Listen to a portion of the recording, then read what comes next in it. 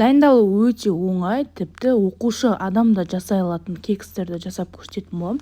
Барлығынан бұрын осындай форма алып алсаңыздар, барнидің формасы азғантай ақша тұрады. Зато бала шағаңыз қуанып, мәз болып жейтін болады. Қыздар, міндетті түрде жасап көріңіздер. Именно осы рецептпен жасап көрсеңіздер, көріп тұрғандарыңыздай өте жұмсақ, іші де өте дәмді болып шықты. 2-3 күн тұрса да қатып қалмайды. Алдымен құрғақ ыдысымызға жұмыртқаларымызды жарып алатын боламыз.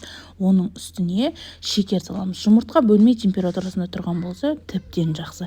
Екеуін жақсылап 5-10 минут жақсылап миксерлейтін боламыз.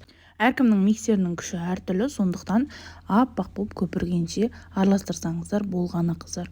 Үстіне бөлме температурасында тұрған сүтті құямыз, одан кейін ерітілген сары майды құямыз. Сары майдың пайызы ешқандай маңызды емес. Екеуін көп емес, аз ғана миксерлеп жүреміз. Бір араласа болды. Тіпті кәдімгі лопатамен араластырсаңыздар болады. Енді оның үстіне разрыхлителді салып, жақсылап араластырып аламыз да, осы ұнды електен өткізіп отырып, жаңағы массамызға салатын боламыз. Барлығын бірден емес, бөліп салыңыздар. Бірінші бір бөлігін, одан кейін тағы бір бөлігін, сонда әдемі болып шығады. Миксермен емес, бұл уақытта кәдімгі лопаткамен араластырсаңыздар да болады, қыздар. Миксермен араластырсаңыздар, ұзақ араластырудың қажет жоқ. Тез ғана араласқанша ғана кішкене араластырасыздар. Барлық заттың мөлшерін мен описание қалдырам. Сол жерді қарап алып, оның консистенциясын өздеріңіз кішкене бақылап, дәл осындай тесто дайындап аласыздар. Тестоның бір ас қасығын бөлек салып алып, оның үстіне какао саламыз. Егер де бұл кексті простой формаға жасайтын болсаңыздар, бөлек какао мен тесто жасамасаңыздар да болады.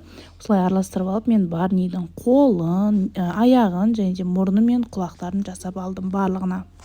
Осындай кондитерлік мешокқа құйып алсаңыздар өте ыңғайлы, болмаса пакетке құйып немесе қолмен аккуратно салсаңыздар болады. Кейіннен әрқайсысына бір ас қасықтан ғана салыңыздар. Мен кейбіреулеріне көптеу салып жүріппін, сондықтан арқасы да кетті. Арқасы үлкен болып кетті. Ортасына осына шоколад салдым. Негізі варенье немесе вареная сгущенка салсаңыздар болады. Тіптен ештеңе салмасаңыздар да дәмі өте дәмді болып шығады, қыздар. Осылай дайындап алып, барлық жер біркелкі бөлу үшін бір рет форманы жақсылап қағып жібересіздер.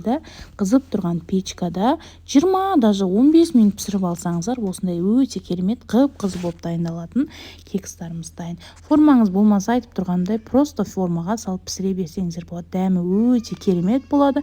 Балаларға жасап қойсаңыз 2-3 күнде де жей береді. Міндетті түрде маған тіркеліп алыңыз.